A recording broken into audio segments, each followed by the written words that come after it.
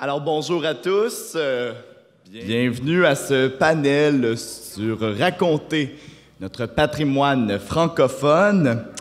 Et bien sûr, comme à ma fidèle habitude, je ne suis pas expert dans tout. Moi, je suis seulement là pour faire les liens, pour jaser avec vous. On a des experts en la matière qui sont là pour approfondir les enjeux ensemble, pour discuter avec des gens qui font partie de ces réalités-là. Et justement, la discussion d'aujourd'hui porte sur raconter le patrimoine francophone des villes. Ce sera animé par Carole Frenet-Gagné. Leader multidisciplinaire de la francophonie provinciale et nationale, Carole Frenet-Gagné est connue pour son dynamisme, sa créativité ainsi que ses compétences et son expérience en consultation stratégique et opérationnelle. An experienced entrepreneur and manager, she owns 2 companies, including Apprentissage Illimité and Frenet-Gagné Translation and Consultation, and is often called upon to act as a consultant in identity pedagogy and linguistics, notably with federal and provincial agencies, educational associations, publishing houses, various educational institutions, and the private sector. Carole est vice-présidente du conseil d'administration du World Trade Center de Winnipeg et du Centre de la francophonie des Amériques. Alors, veuillez l'accueillir chaleureusement, Carole Frenet-Gagné. Merci. Merci. Wow, OK. Là, j'ai toutes des attentes. Là. Il y a des attentes à surmonter. Je vous demanderais, si possible, de vous rassembler ici, de venir plus proche. On va raconter des histoires. On faut être proche. C'est comme quand on raconte des histoires le soir à nos petits-enfants, ce que je fais depuis une couple de semaines, parce que je suis grand-maman, je le dis, je suis grand-maman, puis je raconte des histoires. Venez, venez, venez. On va se raconter. Très bien. Alors, c'est ça. Moi, je suis très, très heureuse de faire partie et d'animer ce panel parce que c'est un sujet qui m'interpelle tout particulièrement. Raconter, se raconter, nos histoires, l'histoire. Hein? Et on a 3 belles histoires ici. Alors, je rentre dans le sujet parce qu'on a perdu un peu de temps et puis on a tellement de choses à se dire. Alors, on a 3 ce panel parce que qui ont déjà commencé un sujet des projets qui m'interpelle économiquement dans leur région. Raconter, se raconter. J'ai visité et j'ai eu l'occasion et l'honneur de visiter ces 3 projets pour différentes raisons. Alors, ça m'intéresse beaucoup parce que j'ai encore des questions. Puis je suis partie avec d'autres questions et là, ça a évolué depuis ce temps-là. Alors, je vous présente nos 3 intervenants. Alors, on a Sébastien Roy ici, à ma gauche, originaire de Caraquette. Sébastien Roy, écoutez ça, dès l'âge de 15 ans, il développe une passion pour la fabrication d'alcool et pratique en secret dans la garde-robe. OK. En 2011, sauf qu'en 2011, il cofonde la distillerie Fils du Roi dans la péninsule acadienne. Alors, je vous accueille M. Sébastien Roy. On va revenir poser des questions parce que j'ai pas mal de questions parce que moi aussi, j'ai eu des enfants, là, puis je me demande, écoute, à 15 ans, on s'intéresse à l'alcool. C'est vrai, c'est vrai. Mais est-ce qu'on fait de la distillation? Je sais pas. T'es spécial. OK. Ensuite, on a, plus loin, on a Joseph Dunn. Alors, Joseph Dunn, directement de la Louisiane, de la Nouvelle-Orléans, n'est-ce pas? Joseph Dunn est descendant de colons français arrivés à la Nouvelle-Orléans au milieu du 18e siècle. Joseph travaille dans le domaine touristico-culturel depuis plus de 20 ans. Il s'intéresse particulièrement à des projets misant sur la valorisation sociale, professionnelle et économique des Louisianais francophones et ou créolophones de tous âges. Bienvenue, Joseph. Et Joseph, je suis amie avec Joseph sur Facebook, là. Et puis, Joseph, il faut le suivre parce que il intervient dans toute cette question identitaire des Louisianais et c'est très informatif. J'ai encore beaucoup de questions parce que c'est un peu complexe, mais Joseph, c'est mon go-to person pour tout ce qui a à faire avec l'identité des Louisianais. Et ensuite, on a Normand Gousseau qui, bien sûr, vient de chez nous. Hein? On se connaît depuis longtemps, puis on parle d'histoire. J'ai des histoires à vous dire au sujet de Normand, mais pas aujourd'hui. OK. Alors, je te protège, Normand. On n'en parle pas juste. Normand Gousseau est directeur général d'Entreprise Riel. Cet organisme privé sans but lucratif assure le développement économique et touristique des districts bilingues de la ville de Winnipeg, d'où je viens. Et on a travaillé ensemble, moi et Normand, sur justement des projets d'image de marque, image de marque de place, et on va vous en parler un peu plus tard. Mais bienvenue, Normand. Merci. Alors, Sébastien. Parle-moi, je vais vous donner l'occasion chacun de présenter votre projet. Alors moi, en 2015, je suis allée, c'est à Petit-Paquetteville, non, Petit-Paquetteville, et puis je suis allée visiter sa distillerie. À ce moment-là, Sébastien était encore en train c'était un passe-temps, il commençait, et depuis ce temps-là, je dois prendre des nouvelles de comment ça va, mais vu les bouteilles qu'il y a devant ici, ça va très, très, très, très bien. Alors, Sébastien, si tu veux nous parler de où est-ce qu'on en est avec la distillerie? Parle-nous de ça. Bonjour tout le monde. La distillerie Fils du Roi, c'est ça, c'est une petite entreprise familiale dans un petit coin de la péninsule acadienne. C'est même pas un endroit où on passe par. Il faut vraiment faire le détour pour se rendre à Petit-Paquetteville. On est là à cause des ressources naturelles, spécifiquement l'eau, qui est en dessous de la distillerie, qui est une eau parfaite pour la production de whisky, qui était un de mes objectifs ou un de mes rêves, éventuellement.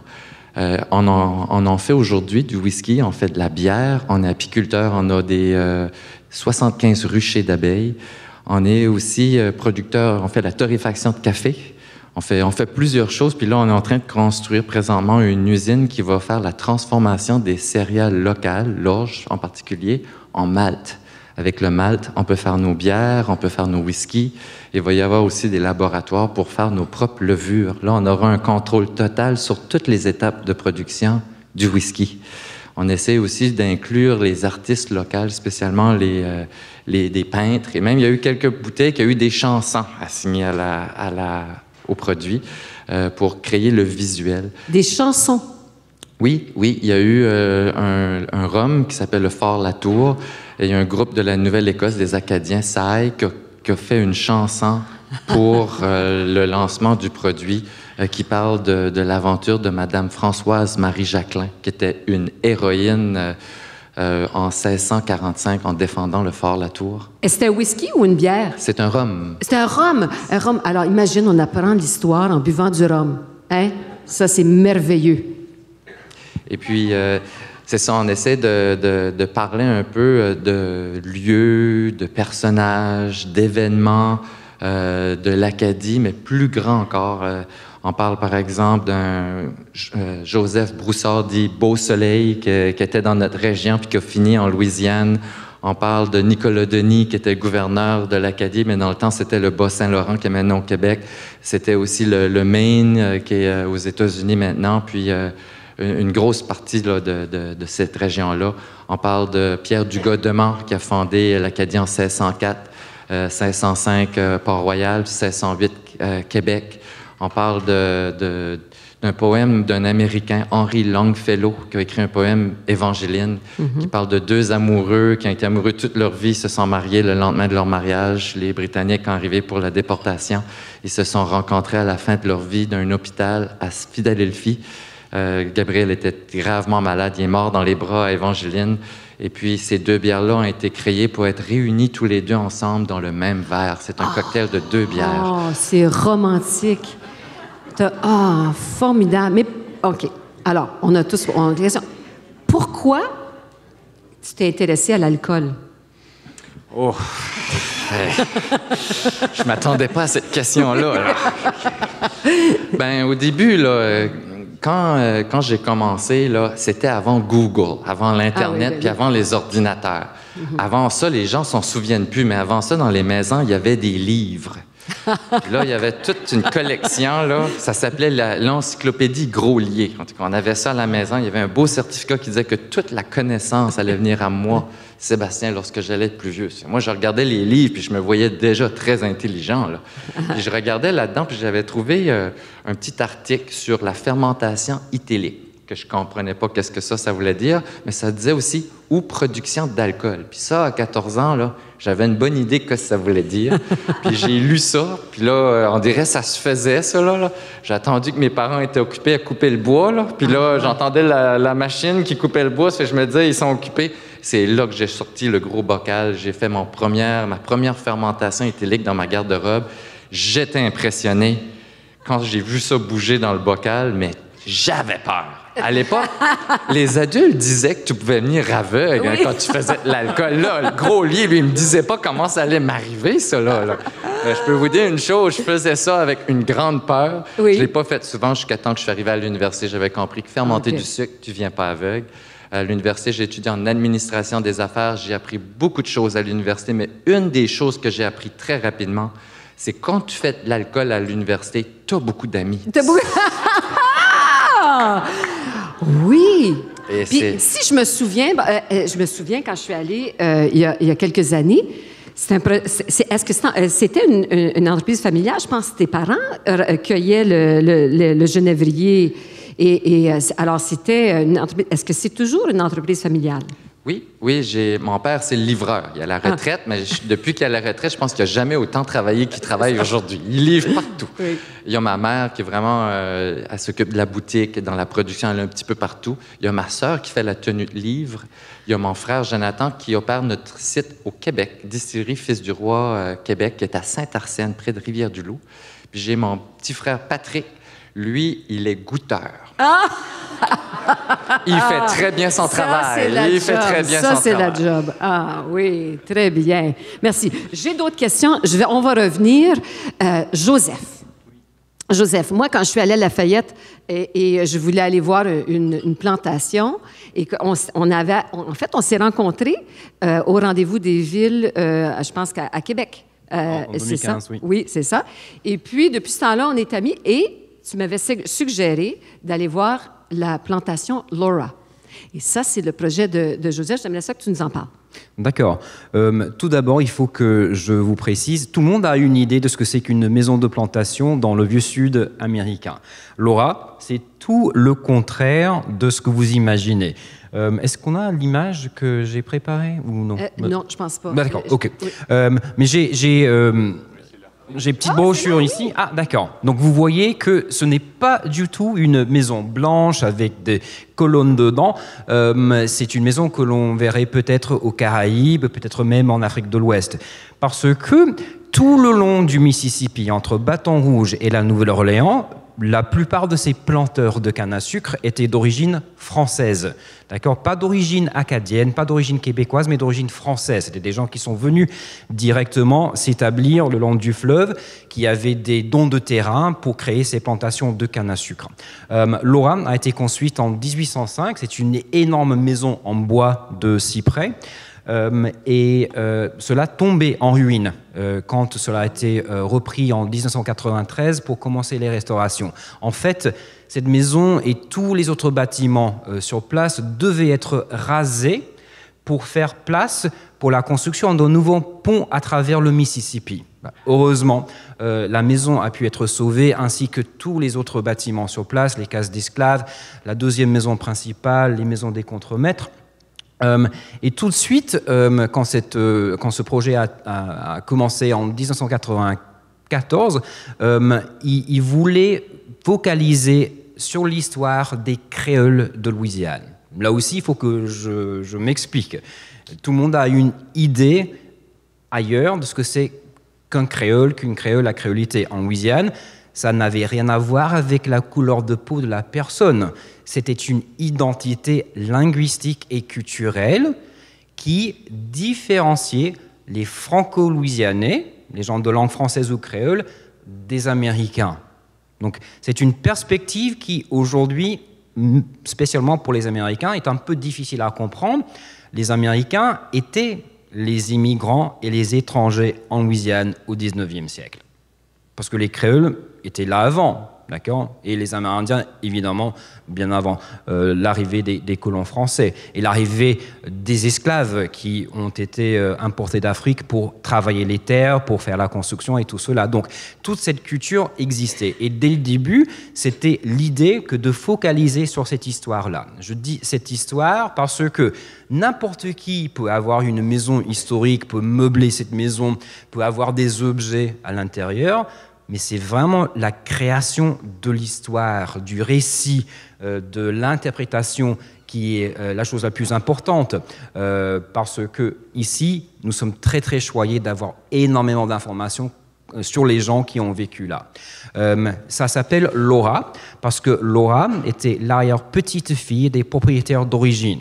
Et qui sont-ils? Donc, un militaire français, normand, qui est venu aux États-Unis, c'était pas encore les États-Unis, qui est venu en Amérique du Nord pour combattre les Anglais dans la guerre d'indépendance américaine. Plus tard, il arrive en Louisiane, il va être commandant du fort à la Pointe-Coupée, juste à l'extérieur de Baton Rouge. Et ensuite, après 1803, encore une question de perspective, en Louisiane, on apprend l'achat de la Louisiane. Moi, je dis la vente, parce qu'on était là avant cet achat. Voilà qui va fonder la plantation. Et Laura, c'est l'arrière-petite-fille des propriétaires d'origine. Elle vend tout cela en 1892 parce qu'elle avait épousé un Américain. Elle déménage à Saint-Louis dans le Missouri et dans les années 1930, Laura écrit ses mémoires pour ses enfants. Donc, par le plus grand des hasards, les géniteurs du projet ont découvert ces mémoires écrites à la main à Saint-Louis et c'était vraiment le début du projet. Au fil des années, parce que là, moi je suis associé au projet depuis 1996, nous avons découvert plein d'autres informations. Après la guerre de sécession, une branche de la famille est repartie en France. Donc, il y a aux Archives nationales de France à Paris tout un trésor de documents sur la famille. Et plus récemment, aux Archives de l'État de Louisiane, aux Archives nationales des États-Unis, aux Archives de l'Église catholique, nous avons pu découvrir davantage d'informations sur les Africains qui étaient tenus en esclavage à la plantation. Donc, nous avons des récits personnel des gens qui ont vécu dans cette maison, qui ont vécu dans ces cases d'esclaves, et c'est cela ce que l'on raconte à nos visiteurs. Et ce qui est particulier, ce que j'ai adoré, c'est que quand on fait la visite en français. Et tout le site est dans les deux langues. Et même, Joseph, je ne t'ai pas expliqué ça, mais ma fille qui enseigne en 6e année chez nous, qui cherchait de l'information sur l'esclavage, je l'ai renvoyée, je lui ai parlé de la plantation Laura. Elle est allée sur le site dans sa classe pour montrer des images d'une plantation sur le site déjà, il y a beaucoup d'informations qui est très utile au niveau pédagogique. Alors, c'est merveilleux pour nous. Alors, ça crée un lien avec la Louisiane. Alors, j'ai d'autres questions. On va y revenir, Joseph. Pour aller vers Normand, alors, encore là, Normand va nous parler d'un projet qui est en devenir, et qui a d'ailleurs un certain lien avec la Louisiane. Alors, Normand, je te laisse en parler. Oui, ça va être assez facile de faire le lien parce que, un, j'aime l'alcool. Oui. Deux, j'aime la Louisiane. Et là, on va parler du Manitoba. C'est ça. Donc, nous, Carole, tu vas te souvenir qu'on vient de loin, dans le sens que au niveau du tourisme francophone au Manitoba, on a des produits, des attraits, des événements, le Festival du Voyageur, dont le directeur général est ici aujourd'hui. Et on fait le marketing de nos effets touristiques nous-mêmes, parce que le Manitoba, la province, ceux qui étaient chargés de faire le marketing du tourisme ignoraient essentiellement le fait français. Le Festival du Voyageur, oui, parce qu'il y a quand même une ampleur importante. Mais à part de ça, le tourisme francophone, c'était pas quelque chose qui croyait qu'il valait la peine de faire le marketing. Donc, Donc, on vient d'une source de frustration, disons, ce projet ici. Et on a parlé longuement, un de mes employés et moi, de cette frustration-là qu'on vivait parce c'était du tokenisme. On se trouvait sur un conseil d'administration parce que ça prenait une personne francophone sur les conseils, mais on n'avait pas vraiment un mot à dire. Donc là, on s'est dit, il faut qu'on regarde à d'autres juridictions pour voir comment eux le font. Puis on est tombé sur la Louisiane parce que la Louisiane réussit quand même on a pris un exemple où ils attirent au-delà de 90 000 Français de la France pour visiter la Louisiane à chaque année. C'est le chiffre qu'on nous a donné à cette époque-là. Puis on a dit, eux ont compris quelque chose. Et en faisant un peu plus de recherches, on remarquait que la signalisation était beaucoup plus en français que chez nous, que l'État avait compris l'avantage de la valeur ajoutée de la langue française dans le tourisme en Louisiane. Et la culture cajun était au premier plan. Donc, on a suggéré au gouvernement d'aller faire une tournée de meilleures pratiques là-bas. On s'est trouvé à Lafayette. On avait 3 jours chargés de rencontres. On a rencontré sur les défenseurs de la langue, codophiles. On a rencontré jusqu'au sénateur Éric Lafleur, qui était que lui, ça va être inspiré du Manitoba même pour mettre en branle la loi sur les langues, sur l'éducation en français. Donc, tout le système d'immersion, des écoles d'immersion en Louisiane, ça a été basé sur le Manitoba. Quand on l'a rencontré, il a dit c'était pas compliqué. Il a pris la loi du Manitoba pour établir ces écoles-là. Ils ont effacé Manitoba, puis ils ont écrit Louisiana, et voilà. Il dit « It wasn't complicated ». C'était fait comme ça. Essentiellement, ils ont fait adopter la loi. Et aujourd'hui, il y a 5000 étudiants en école d'immersion en Louisiane. Et à ce temps-là, il y avait 300 personnes qui étaient en attente. Donc, après le 2e jour, notre délégation qui était là du Manitoba, donc qui comptait aussi le sous-ministre du Tourisme, il a dit « OK, enough, on a compris le message. Eux ont compris et nous, maintenant, on comprend l'avantage de la langue française et comment que ça peut être une valeur ajoutée dans le tourisme au Manitoba. » Donc, en revenant au Manitoba, on nous a demandé de faire une tournée au palais législatif et le ministre, à ce temps-là, du Tourisme, nous a demandé de prendre charge du dossier. Donc, vous avez voulu faire la promotion du tourisme, donc prenez-en charge. Depuis ce temps-là, on a monté un comité qui a avancé 11 recommandations pour faire avancer le tourisme.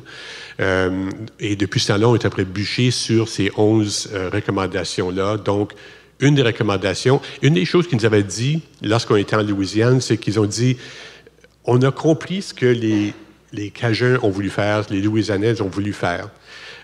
Ils racontent bien leur histoire. Partout ce qu'on pense en Louisiane, l'histoire est racontée. Tu la racontes à ta plantation, elle est racontée un peu partout. Tandis qu'au Manitoba français, on la racontait mal. Donc, ils nous ont dit, on a compris ce qui se passe en Louisiane, mais au Manitoba français, quelle est votre histoire? Quelle est votre narrative? Et on a eu de la misère de la décrire. Donc, une des premières choses qu'on a faites, c'est qu'on a produit un documentaire qui montre dans une autre salle présentement, malheureusement, mais qui met en 40 minutes 200 ans d'histoire sur le Manitoba. Puis l'intention de ce documentaire-là, c'est qu'une fois que les visiteurs prennent la peine de venir au Manitoba, on leur montre le documentaire, ils vont comprendre les éléments importants de notre histoire et ensuite ils vont aller vouloir découvrir le restant de cette francophonie-là. Et quand on a travaillé ce documentaire-là, on a réalisé que notre histoire est très intéressante, elle est puissante. L'histoire des Cajuns est très puissante, des Acadiens, la déportation, le grand dérangement et tout ça est très impressionnante. Il y a quelque chose à raconter là, ça vient chercher dans les tripes. On a une histoire qui vient chercher dans les tripes aussi. La protection de la langue, Louis Riel, ils ont eu plusieurs défenseurs de la langue qui fait en quoi que le pays aujourd'hui, c'est un pays bilingue, beaucoup ancré sur Saint-Boniface et le Manitoba. C'est ça. Alors, c'est les histoires qui nous racontent. D'ailleurs, quand moi et Normand, on a travaillé sur l'image de marque de Saint-Boniface, c'est ça? Oui. Mais qui est appelée peut-être à devenir... il fallait choisir des mots transparents, alors des mots qui se comprennent en français et en anglais parce que, évidemment, le gouvernement avait dit on ne veut pas les traduire, on veut que ça reste en français. Et vous voyez là, sur la table, vous voyez passion et histoire. Parce que finalement, c'est ça, c'est ce qui nous caractérise, c'est vraiment ça qu'on a envie de transmettre, la francophonie a envie de transmettre. On a tellement de belles histoires à se raconter et c'est à ce moment-là qu'on tisse des liens par nos histoires et souvent nos histoires se rassemblent drôlement, on se voit à travers nos histoires. Je vais revenir, Normand, Sébastien, j'aimerais ça que tu m'expliques pourquoi, je t'ai demandé pourquoi l'alcool, maintenant, pourquoi tu as choisi d'ancrer ton produit dans la francophonie? Pourquoi c'est important? Est-ce que c'est le devoir de mémoire? Est-ce que c'est l'aspect touristique? Est-ce que c'est ton attachement à la francophonie? Qu'est-ce qui t'a provoqué, là, qui a provoqué que tu as appelé tes bières, tu fais passer l'histoire de la francophonie par tes bières? Je vais même commencer avant nos produits. Oui. Le nom de l'entreprise, Distillerie Fils du Roi. Si vous êtes anglophone puis vous essayez de redire ce nom d'entreprise-là, c'est très francophone. Oui, Roi, là, oui, c'est... Donc, là où je viens, dans la péninsule acadienne, c'est très, très, très francophone. En fait, on vit en français, on est... Ma mère est unilingue francophone, c'est très, très francophone. Donc, lorsqu'on a débuté la base de l'entreprise, c'est clair que la francophonie, la langue française allait être dominante dans tout ce qu'on allait faire. On crée aussi, je suis très fier de créer plusieurs produits dans les dernières semaines, mois, unilingue francophone. On fait ça. On a fait un whisky pour les Richelieu International, l'étiquette unilingue francophone. Conseil économique du Nouveau-Brunswick, une étiquette unilingue francophone. Là, on parle d'un organisme, une entreprise qui est dans une province qui est majoritairement anglophone. Oui. Mais on a ce support-là de la communauté francophone dans la région ici. Puis tant qu'on a un support de notre communauté francophone, on va pouvoir continuer à développer des produits pour cette communauté-là avec la langue de cette clientèle-là qui est francophone. L'autre chose, la francophonie, c'est quelque chose qu'il ne faut pas sous-estimer comme étant un moteur économique. On a beaucoup de gens de l'Europe, de la francophonie européenne qui viennent nous visiter. On a des gens du Québec, on a des gens de la Nouvelle-Écosse, on a des gens de l'Ontario, tous des francophones qui viennent nous voir. Et je pense que la francophonie, c'est quelque chose qu'il faut plus exploiter au niveau économique parce que c'est un lien qu'on a tous. C'est cette langue-là qu'on parle, qu'on se comprend entre nous, alors qu'on est tous fiers.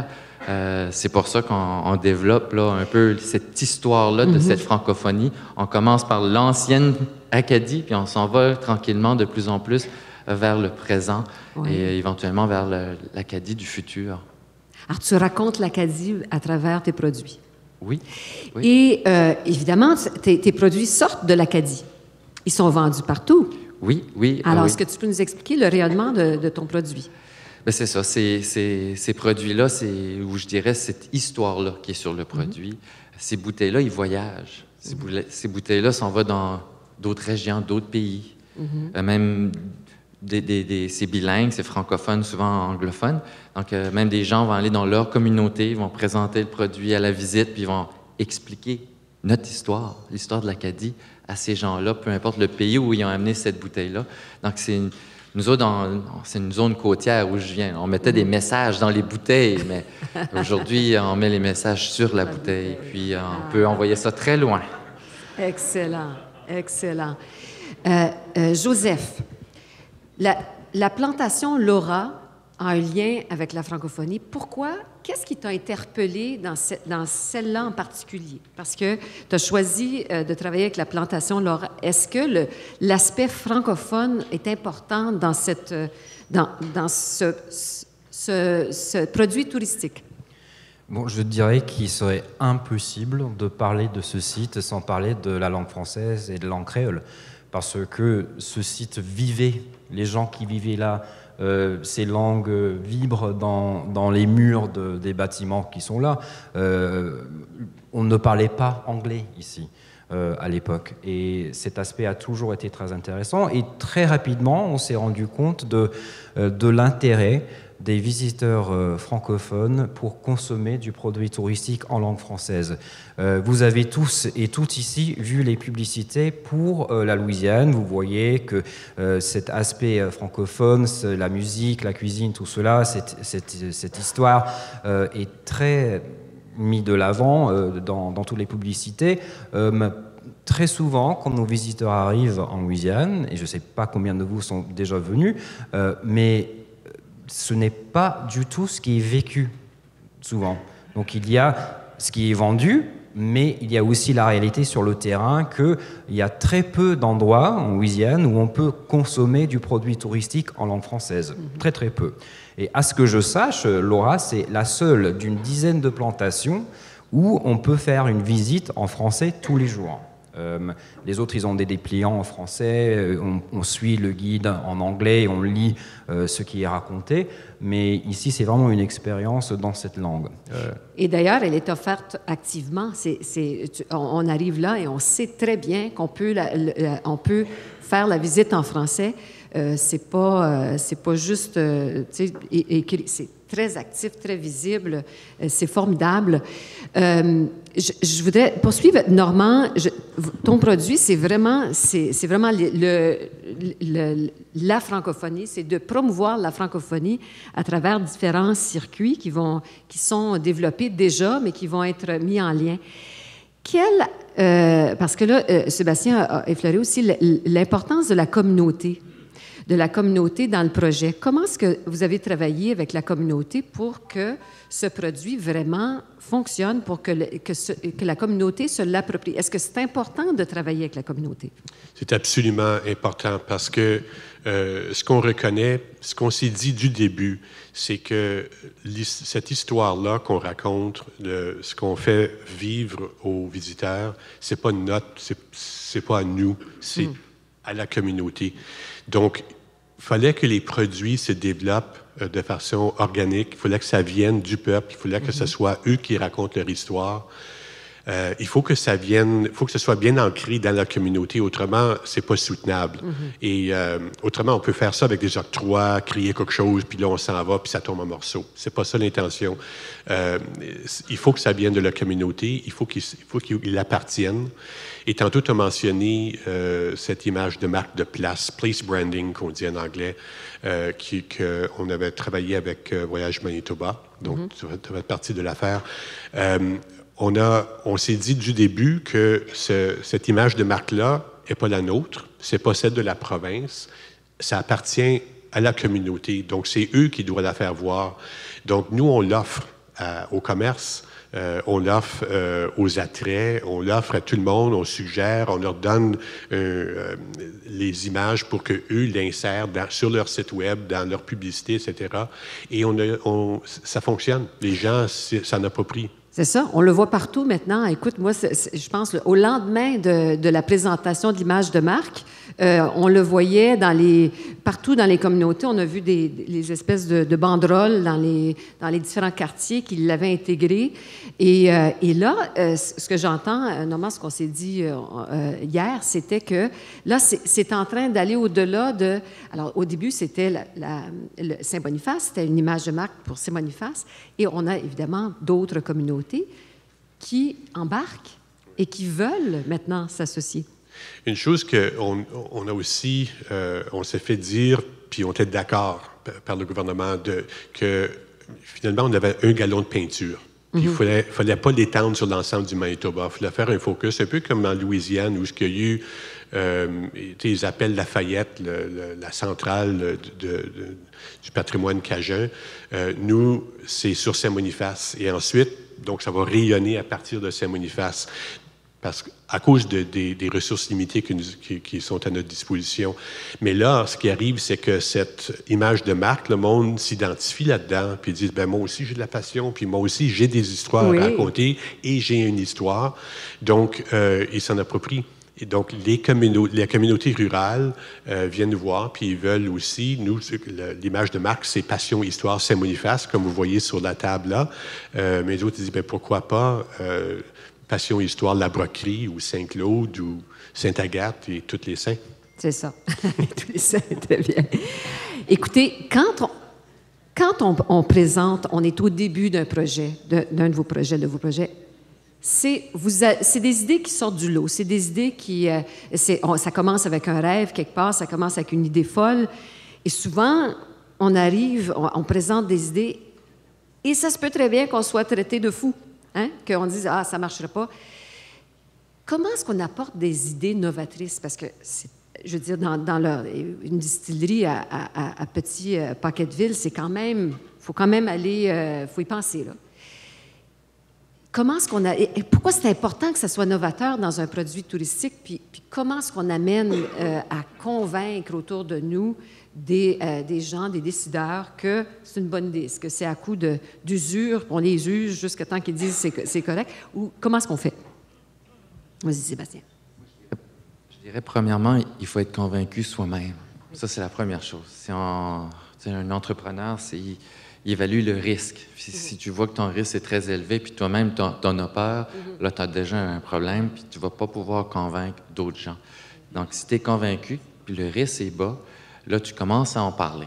Puis là, il ne faut pas faire peur, des fois, de faire rire de nous-mêmes, là, parce que là, ils vont dire « Une distillerie, tu vas faire du vin? » Non, une distillerie, ça fait des spiritueux. Des spiritueux, c'est encore pire. Puis au début, c'était de l'absinthe que tu faisais. Ouais, de l'absinthe.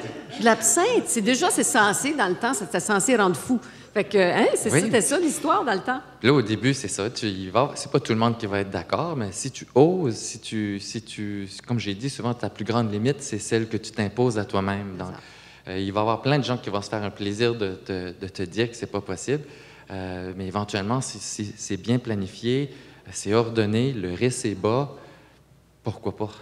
Normalement, les institutions financières, si tu as besoin de financement, vont voir que le risque est bas, ils vont voir que tu y crois, ils vont voir à ton rêve, puis et si eux acceptent, c'est normalement un bon signe. Là. Un bon signe. Toi, Joseph, qu'est-ce que tu en penses? Nous, on a toujours été à contre-courant. Ah oui. On a toujours été à contre-courant parce que quand le projet a débuté, en 1994, la maison n'était pas meublée. Et pendant quelques années, on faisait des visites dans cette maison sans meubles. D'accord ? Pas de canapé, pas de chaise, pas de lit. Et la première question que posaient les visiteurs quand ils arrivaient devant la maison, est-ce qu'il y a des meubles ? Est-ce qu'il y a des armoires ? Est-ce qu'il y a des choses à voir dedans ?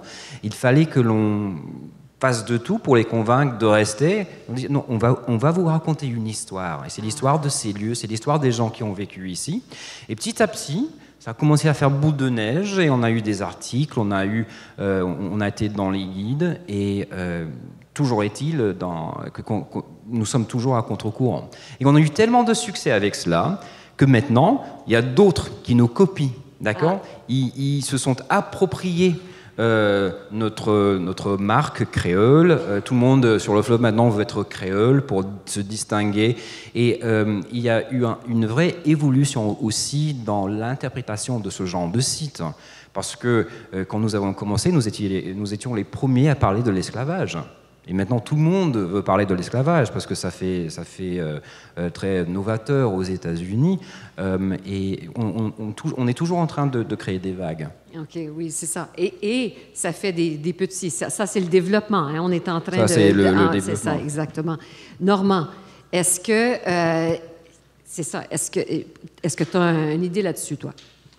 Bien, si on pense, puis la majorité d'entre vous ont sûrement vécu la même chose dans vos régions, c'est que on a, pour une couple de générations, 3 générations, on a bûché pour la préservation de la langue, on a lutté pour nos droits, etc. Puis depuis une couple de décennies, le langage a changé au Manitoba, où on parle de la valeur ajoutée du français. Fait que là, on a la majorité des lois qui protègent nos droits linguistiques, mais là, c'est que l'angle qu'on prend, c'est que pourquoi pas prendre avantage, dans le bon sens du terme, de la langue française et de la faire connaître et de la faire propager et aller chercher un impact économique de cette langue-là aussi. Et donc, c'est l'angle qu'on a pris. Et ça fonctionne. Au niveau du commerce, ça fonctionne. Au niveau du tourisme, je pense que ça fait 4 ans qu'on a lancé ce projet-là. Et maintenant, le Manitoba la La façon qu'ils font le marketing, c'est qu'il y a ils appellent ça pebbles, rocks and boulders, donc des cailloux, des roches et des rochers.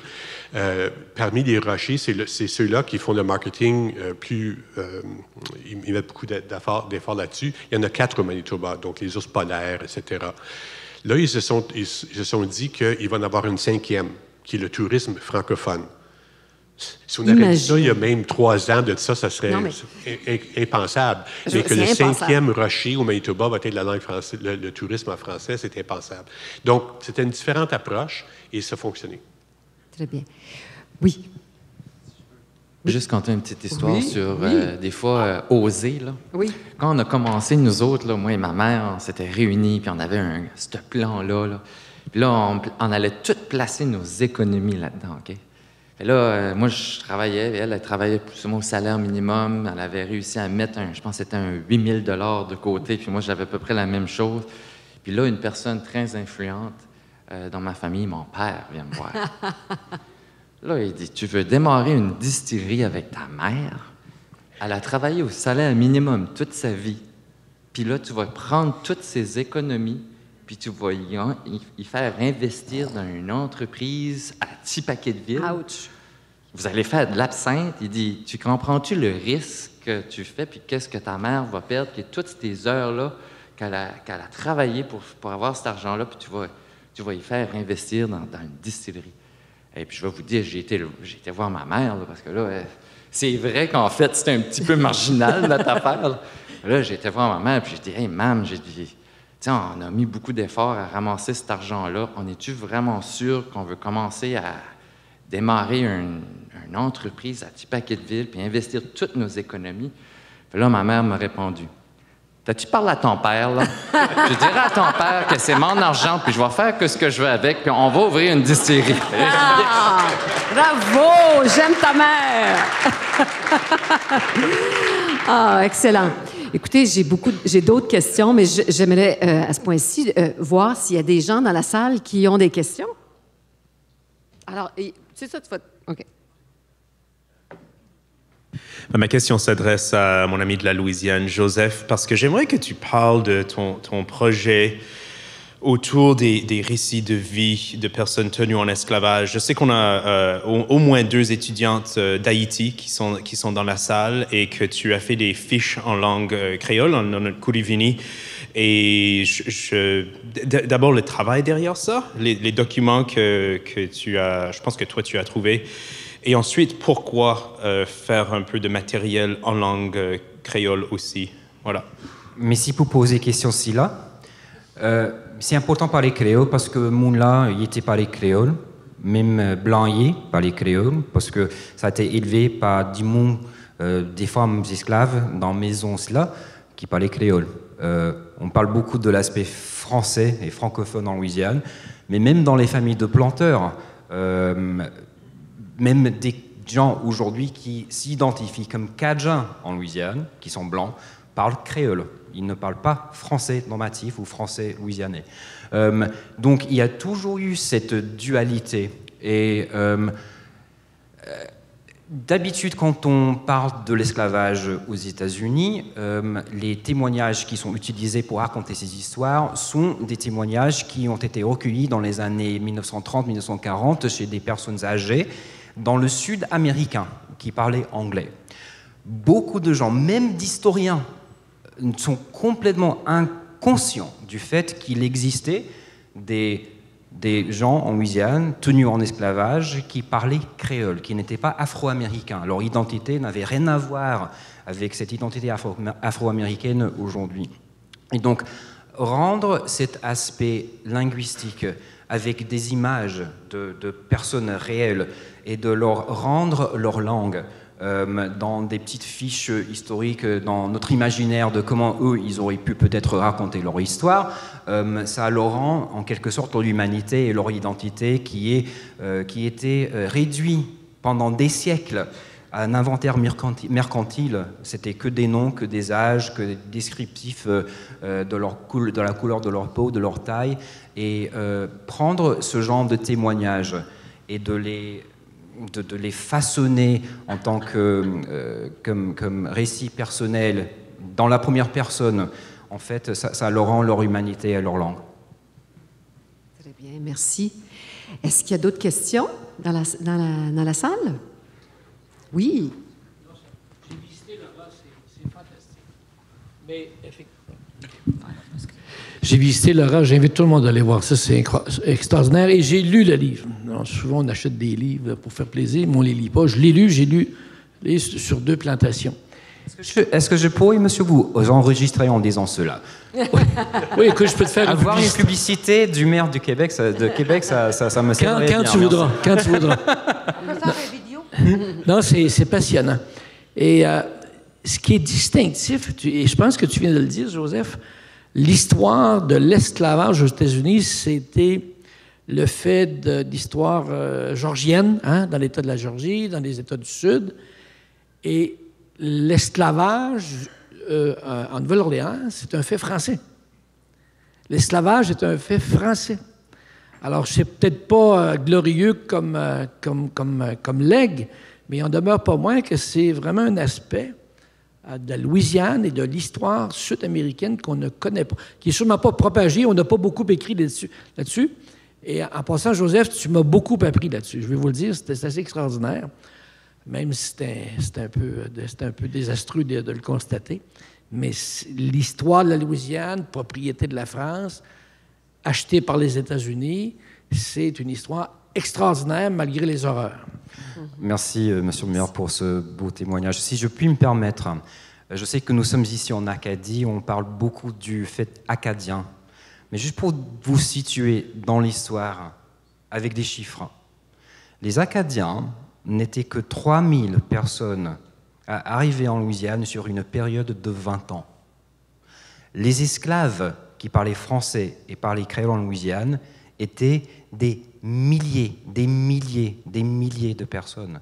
Et aussi pour comparer, il y a eu la révolution de Saint-Domingue, 10 000 réfugiés de Saint-Domingue, dont les 2/3 étaient de couleur, donc 6 000 personnes sur 10 000, parlaient français, parlaient créole. Ils ont doublé la population de la Nouvelle-Orléans en 1 an. D'accord ? Donc, on parle, encore une fois, beaucoup de ces aspects acadiens, mais les aspects africains, les aspects antillais sont aussi hyper présents en Louisiane. Donc, vous avez mangé du gombo en Louisiane, là, c'est africain, c'est pas acadien, ça. Donc, il faut absolument prendre conscience de cet aspect de l'histoire de la Louisiane et aussi le mettre de l'avant. Moi, j'aimerais vous poser la question, peut-être commencer avec Normand, c'est... évidemment, on fait du tourisme, on a des considérations financières, économiques. On développe un produit, c'est pas pour le donner. Mais on a aussi d'autres retombées. Est-ce que tu peux nous parler, Normand, des retombées sociales du projet? Oui. Tantôt, j'ai mentionné le documentaire qu'on a produit. Une partie de l'intention de ce documentaire-là, évidemment, c'est premièrement destiné aux visiteurs. Mais l'autre partie, c'est d'aller chercher, de faire ressortir la fierté des Franco-Manitobains pour qu'eux s'approprient de leur histoire aussi. Puis je peux te dire que, je dirais, 90% des Franco-Manitobains qui ont vu le documentaire et dit « j'avais aucune idée ». Il y a des générations qui n'ont pas vécu les mêmes choses que les autres générations. Les guerres qu'on a eues pour la protection de notre langue. Mon cousin qui s'est fait envoyer une cartouche enveloppée de sa photo dans sa boîte à mal à la maison parce qu'il était défendeur de la langue française. Il faut le faire. Et le monde ne connaisse pas ça. Donc, si on est capable de rehausser, nous, on parle du tourisme francophone et franco-métis. Les métis, eux aussi, ils ont été écrasés, ils ont été, eux se cachaient de leur fait métis. Et aujourd'hui, ils sortent de là, puis ils sont fiers de leur culture, et on essaye de rehausser ce côté-là, parce que finalement, les gens qui vont venir au Manitoba, s'ils ne ressentent pas ce que les Franco-Manitobains, les Franco-métis vivent, l'expérience n'est pas complète. Absolument. Donc, c'est ces gens-là qui vont produire des nouveaux produits, qui vont lancer de nouvelles attraits. C'est eux qui vont accueillir les visiteurs. Et finalement, c'est une question de protection de la langue. On fait vivre notre histoire, notre langue, notre patrimoine. Et c'est économique aussi. Parce que quand les gens viennent chez nous, ils dépensent. Et ça retourne dans les coffres, non seulement des commerçants, mais des gouvernements. Donc, ça vaut l'investissement. C'est ça. Et je peux en témoigner, je veux dire, évidemment, Normand, on a à peu près le même âge, mais... T'es plus jeune. Oui, je sais que je suis pas mal plus jeune. Et puis, ça aurait été impensable, quand on était jeune, d'imaginer qu'on puisse faire valoir la francophonie sur la scène touristique. Impensable. Et même, je vous dirais que depuis 5 ans, il y a un élan, et ce qu'on voit, c'est que la francophonie n'est pas seule à porter le projet. Et on le voit même chez Voyage Manitoba, qui est le PDG de Voyage Manitoba. C'est lui que vous aviez amené en Louisiane. C'est un de nos plus grands défenseurs maintenant. Il porte le projet. Alors, on a fait beaucoup de chemin. Sébastien, j'aimerais savoir comment est-ce que cette distillerie, dans votre région, a permis de faire du développement communautaire autour de la francophonie? Lorsque j'étais à l'université, souvent on parlait de retour en investissement. C'était quelque chose qu'on étudiait puis on évaluait. Mais je pense de plus en plus, c'est plus les retours en investissement qui est la priorité, c'est les retours en partenariat. Puis ça, des partenariats en ancrés, souvent, si je peux conter une petite histoire, j'en ai parlé de un. 2017, quand on a fait la Évangéline là, et la Gabrielle, nos bières pour célébrer le 170e anniversaire du poème d'Henri Longfellow, j'ai créé un style de bière. Ça fait qu'un style, c'est pas une recette, c'est des paramètres qu'un brasseur doit respecter pour être dans le style. J'ai partagé ça avec des brasseurs d'un peu partout. Il y en a 12 qui ont répondu à l'appel. Un en Gaspésie, à l'île de la Madeleine, Cajun Brewery à Lafayette a répondu à l'appel. Puis ils ont fait ce style-là, qui est une brune noisette forte. Parce que dans le poème de M. Longfellow, au verset 320, il a écrit qu'Évangéline alluma la lampe d'airain sur la table et versa dans une tasse en étain jusqu'à ce qu'elle déborde une bière brune noisette réputée pour sa force dans le village de Grand-Pré. C'est un style fictif qui n'existait pas, mais je l'ai créé, je l'ai partagé. Bravo! Là, on a un style acadien. Excellent. On a une question. Pas vraiment une question, mais je veux simplement vous remercier. Je suis conseillère municipale avec la ville de Moncton. Je suis passionnée du patrimoine et je dois vous dire que je suis très impressionnée parce que chacun de vous avait justement parlé du patrimoine. Vous avez utilisé le patrimoine pour faire valoir vos communautés, nos communautés. Donc, bravo et merci. Merci à vous, madame. Merci, madame.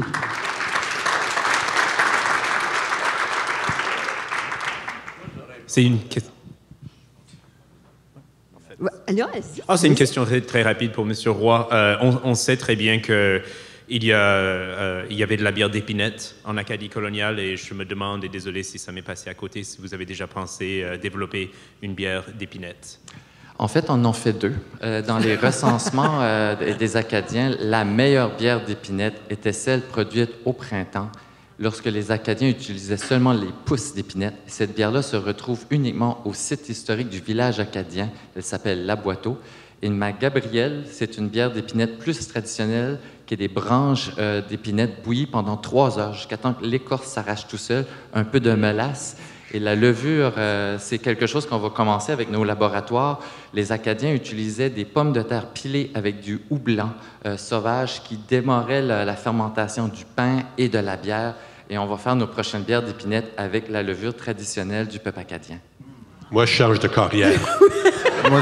On s'en va vivre à Petit Pocketville, nous autres. J'attends mon invitation. Oui. C'est un commentaire concernant Sébastien, parce que je l'ai vu grandir chez nous. Il ne s'en vante pas. Il a gagné des médailles au Canada, aux États-Unis, en Europe, partout en Angleterre. Il y a une multitude de médailles d'or. Et je connais beaucoup de gens, s'il serait à sa place, qui auraient la tête gonflée. Mais comme vous voyez, il reste humble. C'est un petit gars tellement humble.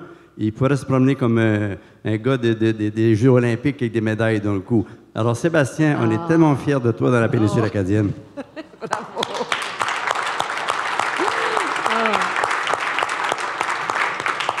Sébastien, moi, je suis le maire de la capitale de la francophonie des Amériques. Hein?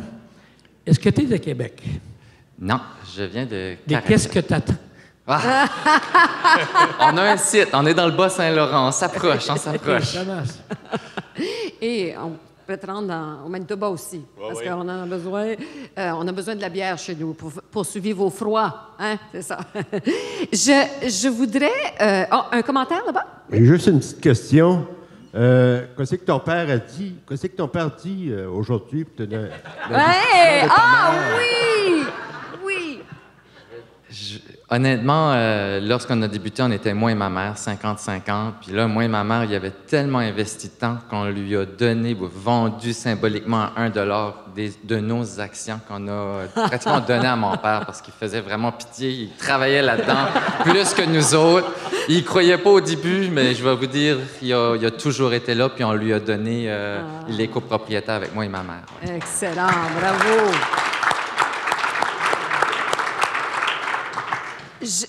Je vois, on est tous ici parce qu'on s'intéresse au tourisme axé sur la francophonie. Il y a plein de gens ici qui ont des projets en cours, qui rêvent aussi d'embarquer dans ce genre de projet. Est-ce que vous avez des conseils? Est-ce que vous avez des meilleures pratiques ou des messages que vous voulez livrer à ces personnes? Joseph, je commence avec toi. Oh là, je dois d'abord dire que je suis assez étonné de ce que tu me dis, de ta vision de la Louisiane et du tourisme francophone en Louisiane, parce que moi, de mon point de vue, je ne le vois pas. Donc c'est très intéressant comme on peut avoir des deux côtés de la frontière une vision complètement différente de ce que l'on s'aperçoit soi-même. C'est d'abord de trouver des gens qui parlent suffisamment bien français chez nous pour faire ce genre de projet est une difficulté. Nous avons les écoles d'immersion, on en parle beaucoup, mais il n'y a pas vraiment de parcours au travers les universités pour créer des emplois. D'accord ? Il n'y a pas de formation, il n'y a pas d'engagement ou d'embauche, il n'y a pas de politique d'embauche pour les Français ou les francophones de travailler dans le secteur touristique. Ça n'existe pas. Même à la Nouvelle-Orléans, dans la grande Nouvelle-Orléans, dans l'office du tourisme de la ville, personne ne parle français. Personne. C'est impossible à trouver. Et nous avons maintenant tout un cadre de jeunes qui sont déjà passés par les écoles d'immersion, qui veulent travailler en français, ils ne trouvent pas de boulot. Il n'y a pas de politique pour les rechercher, pour les valoriser. Et ça, c'est la raison pour laquelle dans ma bio, je dis, je travaille très très fort pour essayer de convaincre les autres gens à embarquer dans cette démarche. D'ailleurs, quand j'étais à Lafayette, on était là dans le cadre du réseau et on allait à des restaurants et on demandait est-ce que quelqu'un qui parle français qui pourrait nous servir en français, et il disait pas vraiment. Puis là, on vérifiait. Il y avait toujours quelqu'un qui était passé par l'immersion puis qui disait I don't speak very well. Puis on était là, écoute, pratique avec nous. Puis finalement, elle parlait très bien. Fait que là, on retournait au gérant et on dit elle parle très bien français. Quand on vous demande, utilisez-la parce qu'elle est excellente, etc. Puis, ça lui donne la confiance. Alors, il y a ce travail-là de la communauté ou de la communauté touristique, que quand on va demander du service en français, qu'on soit partenaire dans cette offre aussi, de cette demande. Toi, Normand, est-ce que tu as des réflexions à offrir à ceux qui s'embarquent dans le même processus? Moi, c'est de laisser faire tout pour rentrer dans la bière. Oui, absolument. Non, je pense que, tu sais, je pense que tu as raison, Joseph. Souvent, on ne voit pas ce qu'on a droit devant nous. Et c'est une des raisons pourquoi on doit le mettre de l'avant, pour que les jeunes générations voient le potentiel, voient qu'il y a une économie derrière notre langue, derrière notre histoire, derrière notre patrimoine. Et je pense que chez nous, ça commence à se manifester. Les gens trouvent de l'emploi. Je souhaite la même chose pour la Louisiane parce que vous avez une infrastructure qui le permet. Je vais raconter une histoire qui vient à l'encontre de la tienne. Une personne que je travaillais avec et moi, on était à Lafayette, puis on a passé au Walmart ramasser faire des emplettes avant que nos délégués arrivaient. Puis on se parlait en français. Et pas une, pas deux, mais 3 personnes à travers les allées, ils ont dit « Hey, vous parlez français? » Puis là, ils ont voulu s'engager. Et ces mêmes gens-là, par la fin de la conversation, normalement, ils nous invitaient chez eux pour souper. C'est ça. Donc, on fait ça, les francophones. On invite les gens chez nous. Venez voir ce qu'on a à offrir. Venez vivre ce qu'on vit. Et c'est ça, je pense que l'expérience qu'on peut donner aux gens, si moi j'en tire une leçon, c'est de faire vivre ce qu'on vit. C'est ça. Et parce que c'est beaucoup plus fort que ce qu'on est capable de mettre de façon commerciale sur le marché. C'est ça, exact. Sébastien, le mot de la fin? Moi, je dirais, comme conseil, là, je penserais... moi, j'aime... Chaque matin, j'ai juste hâte de me réveiller, m'ouvrir les yeux, puis commencer à rêver. Ça, là, je peux vous dire, c'est chaque matin.